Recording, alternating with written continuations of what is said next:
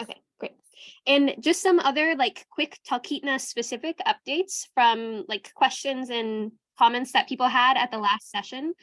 Um, First, the biggest one, I guess, is folks who are off grid wanting to participate. I think like almost half of the people who attended the in-person session last time were off grid and looking to participate in the program. And like I mentioned, it's not something that we've done in the past, but I talked with a couple installers in the area and got interest from them on running off-grid programs. So we do have installers that are interested in it. So we are going to be opening up the program to folks who are off-grid. We'll just have like, when you apply to be a part of the program, you'll just have to let us know whether you're on or off-grid, and also how far away from the road system the property that you're looking to solarize is. But a part of the application criteria that the installers will have to do to submit to be an installer for the program is say if they have any extra charge for folks who are off the road system or off a main highway. So you guys will know all that information up front if that's going to change the cost of your installation, but we are open to off-grid folks. We aren't actually going to know who the installers are working with the program until I believe February 13th is the date that we have.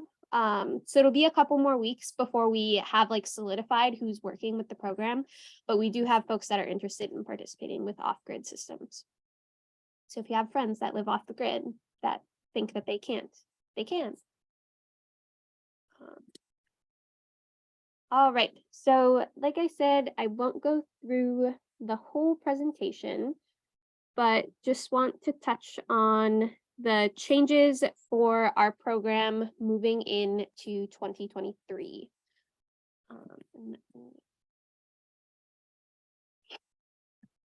Okay, so a couple like big areas of feedback that I got from the Solarize Matsu program in 2022 was first that the area campaigns, like the small neighborhood boundaries, are unrealistic for folks in the valley. And I definitely agree. This program was designed for large cities like Portland, Oregon, where there are very distinct neighborhood areas that you can like draw a boundary and say people living in this community are going to be participating in this program. But when we move into areas like the valley, even running into this problem in Anchorage and Fairbanks, the area that people live in is so large for like a dispersed population, you know, like we talked about this in the Talkeetna info session last time. There were a lot of folks from Trapper Creek who are interested in participating, and like, would they be considered the same community as Talkeetna? Would they have to come up with their own group of people to solarize and their own installer and things like that? So we're changing the program model this year to do an area-wide campaign instead of those small neighborhood boundaries. So our campaign this year is open to all folks in the Matsu borough. So we're going to have like targeted outreach in like Talkeetna, in Palmer, in Wasilla, but anyone in the Matsu can participate in the program. And the difference, instead of having those like small centralized community hubs, we're going to have the neighborhood incentive to organize and receive a give back program. So we are still asking installers to give all Solarize participants competitive rates. So no matter like where you are in the program, everyone's going to get a competitive rate for participating in Solarize. But something that we're adding on to the program this year are these community give back programs. So if you organize to a certain level in your community, these are going to be proposed by the installers. That's what we're working on right now. By February, we'll have gotten the bids in and know what we're working with. But this kind of a program ran in Fairbanks 2 years ago. So their program for the community give back was that 10% of the kilowatt hours that was installed in a particular area would be donated back into a system for that area that's chosen by the people who got the installations. So some of those donated systems went to a community center. Some of them went to an elderly couple in the area that wanted solar but couldn't afford to get it. And I think one went to like a small business in the area. So those are things, this like new incentive to organize and like receive this give back program is the area of Talkeetna or Trapper Creek, or like both combined, would be able to, if you reach a certain threshold of, like kilowatt hours, then the installer that participates in your neighborhood would be required to donate that back into some sort of a, whoever you guys choose to get that installation. And so like me and June had talked a bit about this, and it sounded like maybe the radio station was like interested in getting solar, but wouldn't necessarily have the funds, or there could be like folks in your neighborhood who want to get solar who don't have the ability to participate right now. So that's kind of something new and on the horizon that we're implementing this year. Another thing that's different is going to be an installer vetting committee with technical experts rather than the installation committee that we've had in the past. So we used to be asking folks from the community to volunteer to sit on this installer committee and choose the installer that works in your neighborhood. And so what we're doing moving forward, we had a really hard time asking folks, like usually if you're participating in the Solarize program, it's because you want support in making those decisions, not necessarily because you like have the expertise that you want to be making them for your neighbors. So we are asking technical experts in the Mat-Su area to sit on a panel. And when we get these installer bids in, they're going to go through and vet them on criteria that we've come up with, like how many staff do they have they worked in this community before? For the off-grid neighborhoods, we'll probably have some sort of question on like, have they done off-grid installations before? Do they have a history of like working in remote areas, things like that, to make sure that those installers have what it takes to participate in this program, are going to provide you guys with like the best possible outcome. And we are going to provide the list of vetted installers to Solarize participants. And then you will have the authority to choose whichever installer works best for you, with the caveat that if you want to organize and get that give back program, then we would still have to choose like a joint installer for your community. So you have the option to choose any of the installers, but if you want to organize to be a part of the give back program, then the whole community would have to choose the installer that's going to do that program. And then I guess I already touched on this next one, requiring the give back program. And then we're having Solarize ambassadors instead of area organizers. So also in the past, we would ask volunteers from the community to be area organizers. And those would be folks that would like host events and collect the petitions from folks to get them interested in the program. They would help us like organize people signing contracts, and just like a much more rigorous role than it was really intended to be. It ended up being kind of a lot of work for folks to be those area organizers. And so this year we're choosing to go with a solar ambassador program, where if you want to volunteer with the program, then you can work with me and with June to just like tell people that you love solar and get the word out, like do whatever you still can help us host events, do things like that. But just like if you want to hang up flyers in your neighborhood, any sort of little thing, you can just volunteer to be a solar ambassador in the program, rather than needing a certain amount of area organizers to have your community count as a Solarize neighborhood. So these are the Solarize roles that we have for this year. So the first one is the Solarizer. You engage with the campaign, you get the free site assessment, and if you choose, you sign the contract with the installer, and then you get the solar panels. The vetting committee are those experts that are in the area. They're going to evaluate the bids that we receive from the installers and create that list of verified solar installers. And if you choose, you can be a Solarize ambassador to help us with outreach and work with the support of Solarize. So me, the Alaska Center team, to achieve that community give back program. So if you want to help us do outreach to find folks or organizations in your neighborhood that would want that community give back program, then you can work with us to do so. And our timeline is also changing for this year. So this was a huge, a lot of feedback from this last year. We are, in the past, folks were able to sign up to participate in the program until the end of July, but then we ended up with a lot of people not actually getting their systems installed until like late October. And I think we actually have a few folks for the MATSU program last year who are going to be pushed into this winter because we got some early ice in Palmer.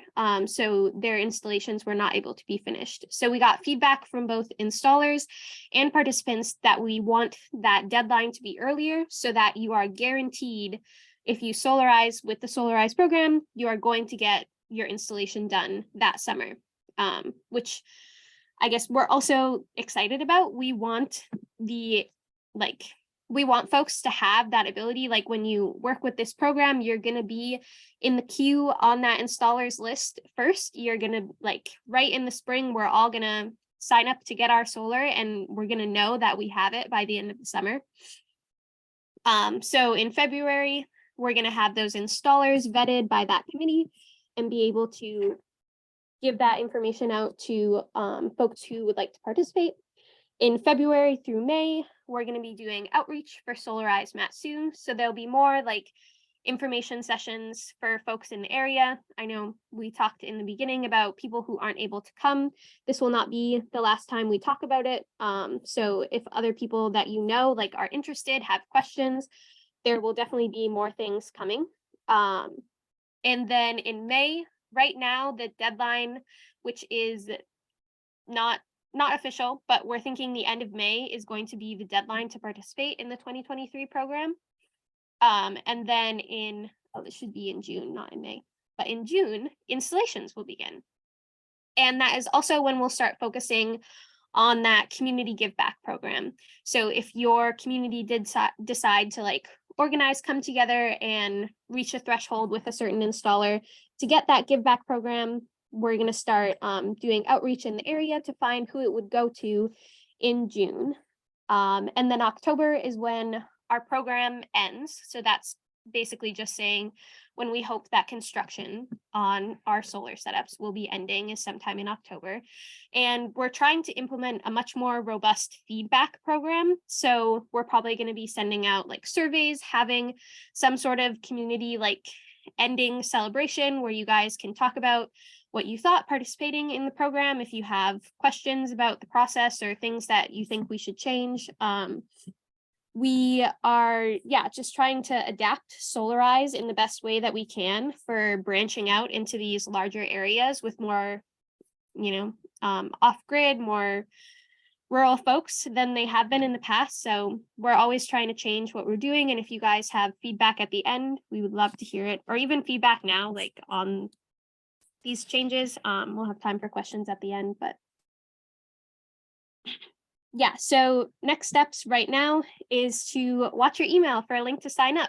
I came ill-prepared and do not have the sign up link with me right now, but I will send up a follow-up email to all the folks who registered for the Zoom tonight and also everyone who came to that original Solarize session, a link to sign up to participate in the program, to be either just a regular participant, receive that list of installers and get the competitive rates and get the information, the support from us and the technical, the vetting committee. If you have technical questions, anything like that, we'll be there to support you throughout the process. Or you can also consider volunteering to be a solar ambassador for your community. I think that Talkeetna would be a great spot to have one of these give back programs. There's a great community up there and there's a huge amount of interest. So if there are folks who are interested in working with me and June to organize that program in your area, we would love to hear from you. And you can email me with any questions that you have, or if you would like to volunteer. And my email is here, rachel@akcenter.org. So that is all the information that I have that is new since our last session up in Talkeetna. So I am going to stop sharing my screen and just open it up for questions if anyone has any. Or any like comments, feedback, anything.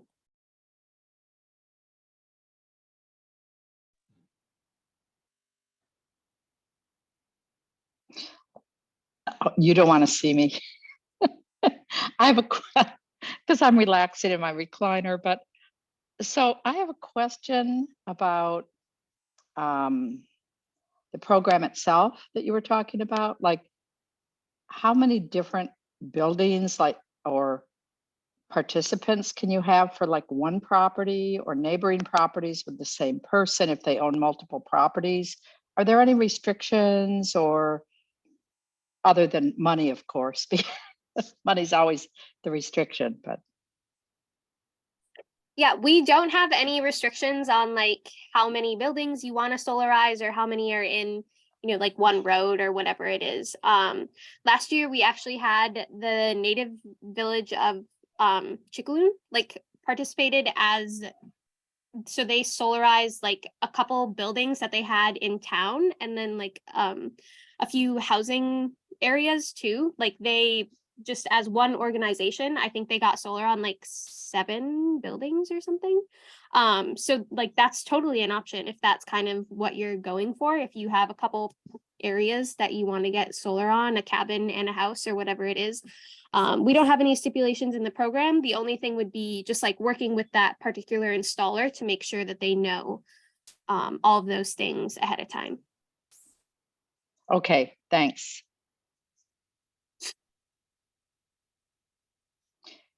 I have a question from Laura, whose microphone's not working.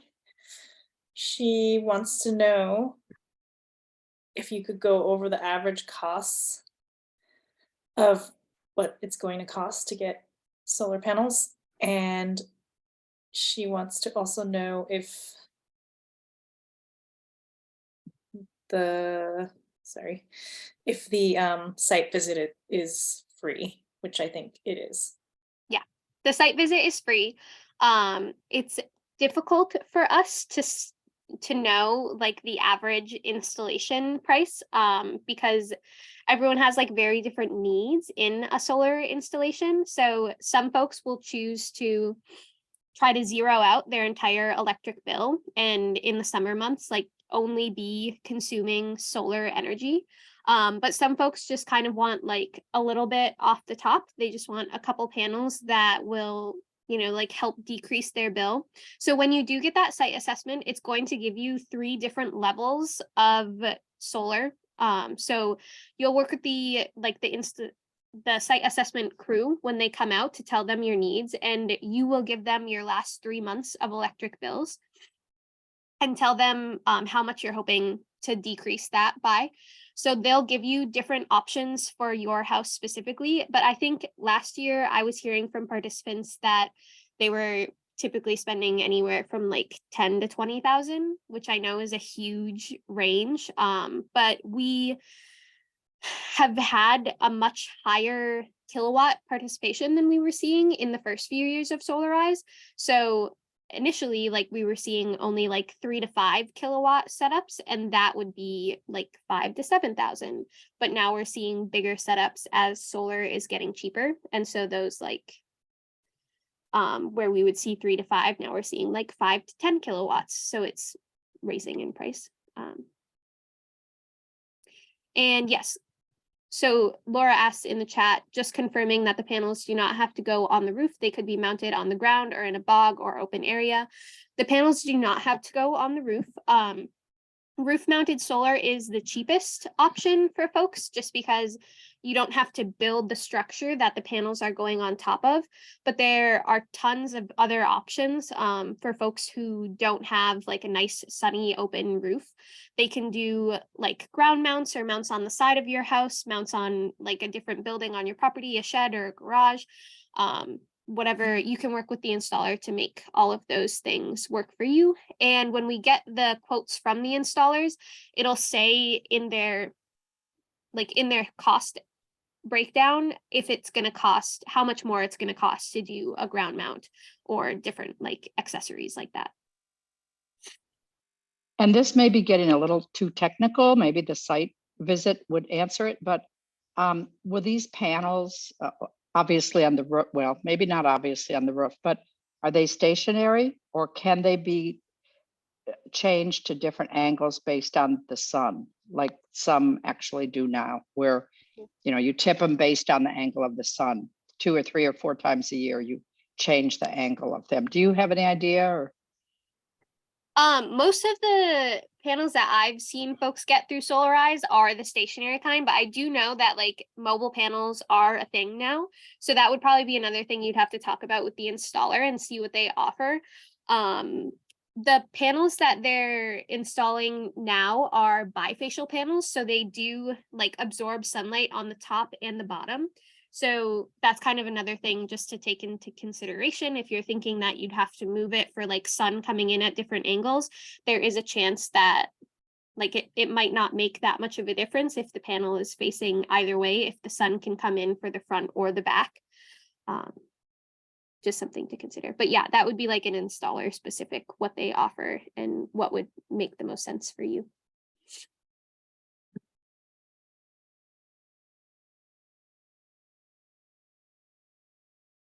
I have a question about the Give Back program. So if a community decides they want to do that, and how would they decide on what would be the best option for who? Like for who gets the program? Yeah. So this is our first time doing it, but we're thinking that it would be like an application for folks who want to apply to receive that give back program. So we'd like work with community members and organizations to find people who might want that and have them apply. And then the folks who solarized in that area would get to vote on who gets the program, would get to like choose who gets that give back. So that would be where like it would be helpful if you have volunteers, like if you have somewhere in mind that would want that give back, you can like work with your neighbors to talk with them about who should get it and things like that. But also open to feedback on that model. That's just kind of what we thought would make the most sense. thanks for asking that question, June. It's sort of an exciting prospect. I can see a lot of controversy over it. Right. Maybe a lottery would be the better thing, where they all go at a raffle, or the ones that you think are all deserving.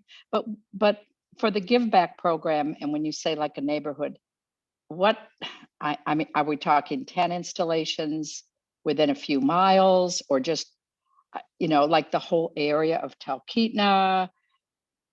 Do you have any idea Yeah, what the so geographic area would be, or the number of people? our thought on the give back like breakdown for the Matsu is that we're considering like Talkeetna, Trapper Creek as like one area, and then like Palmer would be an area, Wasilla would be an area. Like we're just trying to break it down by sort of like large densities of people rather than like geographic boundaries, because those don't really work very well for us. But I guess like the important thing about the give back is that it's going to be pitched by the installer. So they will also have input on like who in the area would be receiving that program and how it's going to be, it's going to be created like in coalition with the installer and the Solarize program. So if you guys have like, if you want to be involved in that conversation of like what the give back program is going to look like, once we have the installers and they've pitched their ideas for the give back program, like we can talk about those and see what you guys think, if you have like things that you would want to change about them or however that would work. We have also considered like making the give back program only able to be for sort of like community assets. So like a library or like a community center, like something that benefits all members of the community. But we're just kind of seeing what the installers think about what they could give back.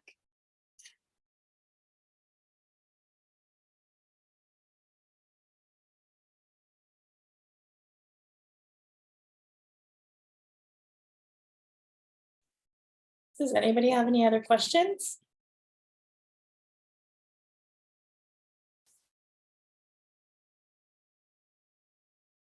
Okay. We don't need to take up more time out of your evening if we don't have any more questions, but you can always email me or call me with thoughts. And yeah, I will email out a link with everyone's like end of meeting packet tomorrow. I'll include the recording of this if you want to share it out with folks, the slides, and then that link to participate.